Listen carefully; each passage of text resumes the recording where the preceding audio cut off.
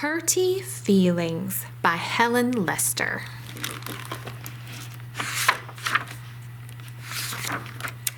Fragility was a solid piece of work. When she walked, her world wobbled. In the hippo game Sink to the Bottom, she was always the first to touch mud.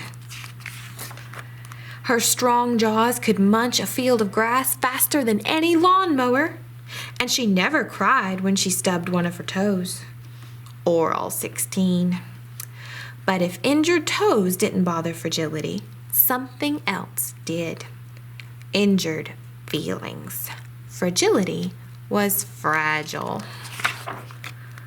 When someone said, "Fragility, you look so nice today," she would wail, "You hurt my feelings."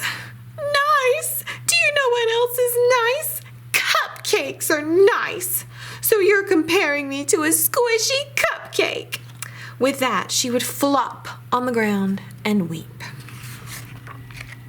If someone said, "Fragility, you have such wonderful sturdy legs," she would wail, "You hurt my feelings." Sturdy legs? Do you know what else has sturdy legs? A piano has sturdy legs. So you think I'd have piano legs? And flop she'd go, weeping. And if someone said, "Fragility, you have such cute little ears," she would wail, "You hurt my feelings." Cute little ears? Do you know what else has cute little ears? People have cute little ears. So you think I resemble a people? Flop, weep. As time went by, the other hippos, fearing she would throw more fits, stopped speaking to Fragility, and she became a solid piece of loneliness. One afternoon, all of the hippos decided to play a game of pickup soccer. Fragility had chomped the field to perfection. She stood solidly in the goal, making save after save after save. All was going well until Rudy appeared. And Rudy had an appropriate name, for Rudy was extremely rude. "I'm going to eat your goal," he announced, "for me lunch."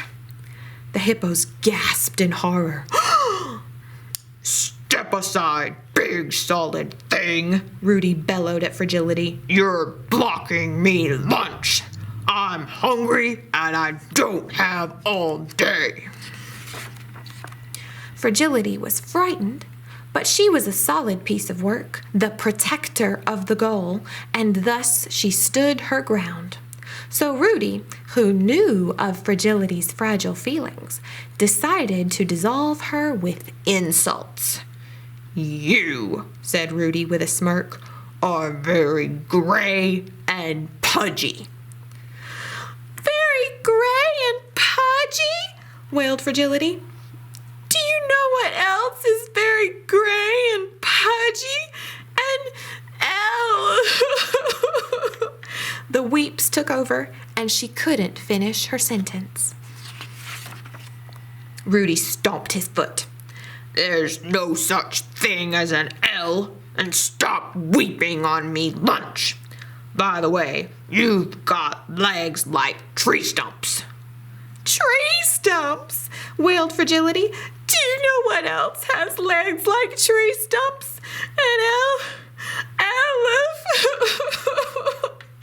The weeps took over, and she couldn't finish her sentence. Rudy jumped up and down. "I've never heard of an elephant. And I repeat, stop weeping on me lunch. You're making it soggy. Have you noticed your ears are just plain weird?" "I'm weird-eared?" wailed Fragility. "Do you know what else else has weird ears? An elephant. Weeps and all, she finished her sentence. Elephant? Wondered Rudy. Seriously? Elephants have weird ears? He trotted over to the water tub and gazed at his reflection. At his big, floppy, weird ears, and his tree stumpy legs, and his very gray, pudgy body. Then he trotted back, flopped in front of the goal, and wailed, "You hurt my feelings." Seeing the big bully in such a state, Fragility couldn't help but feel sorry for him. She brought wet washcloths to soothe his red eyes and tissues so he could blow his trunk. Then she cradled his head and cooed, "There, there, I know just how you feel." In time, Rudy calmed down, and he did not eat the hippo's goal. He said he'd be back soon to cheer them in their game. "But first I'm off for me lunch. A nice salad." As he lumbered away, Rudy called, "Fragility, you're a solid piece of work."